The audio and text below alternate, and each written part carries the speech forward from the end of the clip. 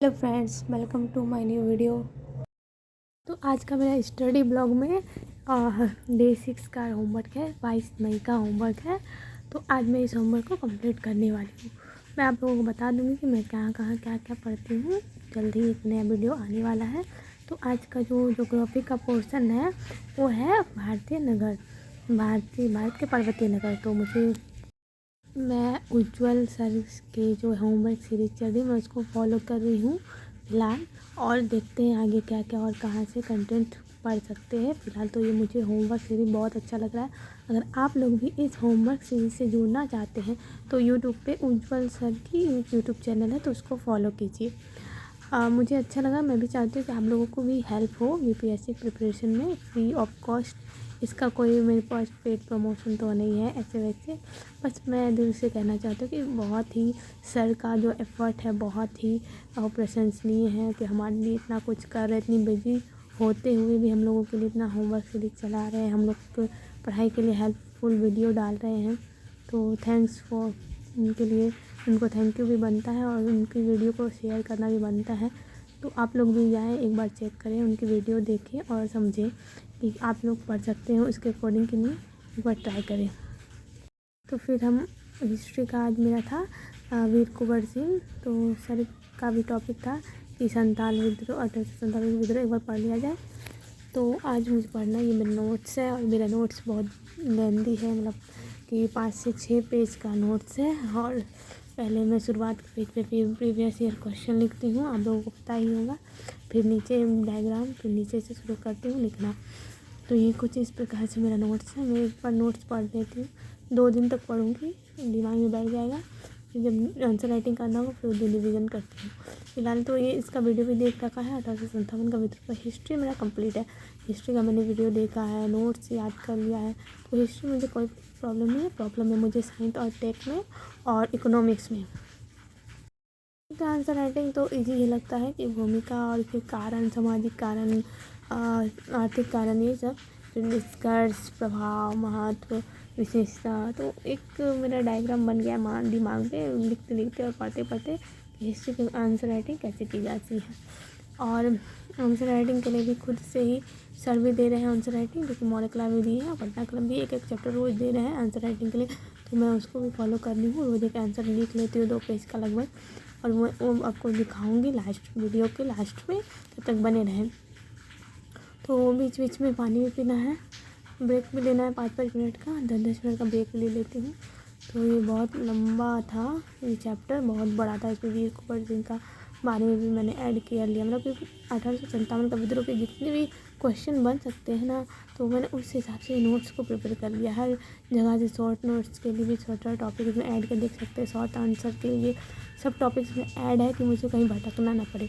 इसलिए नोट्स ऐसा बने कि आपको भटकना ना पड़े कि ये यूट्यूब चैनल से फिर से देख लेते हैं, गूगल से फिर से देख लेते हैं, एक ही टॉपिक को बार बार कहाँ कहाँ जाने, बहुत समय बहुत कम है, 3 मंथ 4 महीने बचा है, विलियम्स सर पर है और तो पढ़ाई बहुत करना है। और मेरा घटना चक्र जो पॉलिटी है जो सर ने दिया है, मैंने पॉलिटी का घटना चक्र छुआ भी नहीं, और मुझे जल्दी जल्दी में पॉलिटी का घटना चक्र का पॉलिटी सेक्शन कंप्लीट करना है, जो कि प्रीलिम्स के हिसाब से बहुत ही इंपॉर्टेंट है। और मेरा वही नहीं हुआ है, मतलब मेरा प्रीलिम्स का सिलेबस अभी कवर ही नहीं हुआ है। बस सर के मुताबिक ही प्रीलिम्स का तैयारी कर रही हूँ, उसके अकॉर्डिंग जो एक्स्ट्रा होता है ना पढ़ाई, वो नहीं हो पा रहा है अभी, पता नहीं क्यों।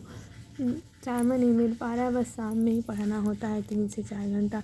तो इसीलिए सुबह को भी पढ़ने चाहती हूँ, बट घर का थोड़ा काम है तो इसी वजह से छूट जाता है सुबह को पढ़ाई, लेकिन अब करना पड़ेगा को। तो 1 साल पहले मैं एसएससी की प्रिपरेशन कर रही थी, सीजीएल। पिछली बार का फॉर्म भी भरा था 2024 वाला, लेकिन प्रीलिम्स नहीं दे जा पाए क्योंकि दूर सेंटर था और पापा के साथ जाता, और पापा का तबीयत उस दिन के आसपास में सितंबर था ना, तो बुखार का सीजन चल रहा था, तो तबीयत खराब था। तो और जो प्रिपरेशन के दौरान मुझे नेगेटिविटी मेरे माइंड में होने लगा। मैथ को निकालती थी तो एडवांस मैथ में मुझे डर लगने लगा, फोबिया टाइप का। इंग्लिश से लाइक, क्योंकि बहुत उसका सिलेबस बहुत बड़ा सिलेबस है एक तरह से एसएससी का, कि आप कहीं से भी बहुत अधिक प्रिपरेशन करने के बाद भी आपका 25/25 क्वेश्चन सॉल्व नहीं हो पाते थे उस सेक्शन से। तो इसलिए मैंने एसएससी सीजीएल को छोड़ा और बीपीएससी में एंट्री मारा।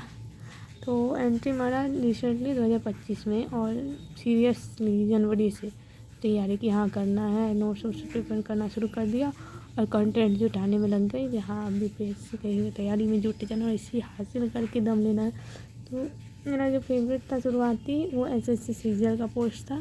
सीजीएल की वैकेंसी थी, 2 से 3 साल तक तैयारी की, बट अब हिम्मत हार गया था। 2024 के डेडलाइन जब एग्ज़ाम देने नहीं जा पाई तो बहुत ही डिप्रेस्ड एंजाइटी फीलिंग हुआ 1 महीना तक। और दिसंबर जनवरी तो मेरा डिप्रेशन वाला टाइम था कि दिमाग में चल रहा था कि एसएससी बीपीएससी, एसएससी बीपीएससी। खुद को दिमाग योगा किया, मेडिटेशन किया, दिमाग में समझा कि नहीं बीपीएससी भी तैयारी कर, अब इसी की ओर चलते, क्योंकि ये बिहार की बहुत अच्छी पोस्ट है। और बचपन से सपना भी था कि एक गाड़ी वाली नौकरी मिले जिसमें सरकारी गाड़ी, सरकारी अफसर वाली, क्योंकि बिहारी से जुड़ा हो, बिहार के स्थान से हमारा जो मेरा जो नेटिव प्लेस है उससे जुड़ा हो। इसी वजह से बेसिकली मेरा रीज़न है कि बीपीएससी को मैंने चूज़ कर लिया। और मुझे बीपीएससी प्रिपरेशन में बहुत मज़ा आ रहा है, मतलब कि अच्छा लग रहा है।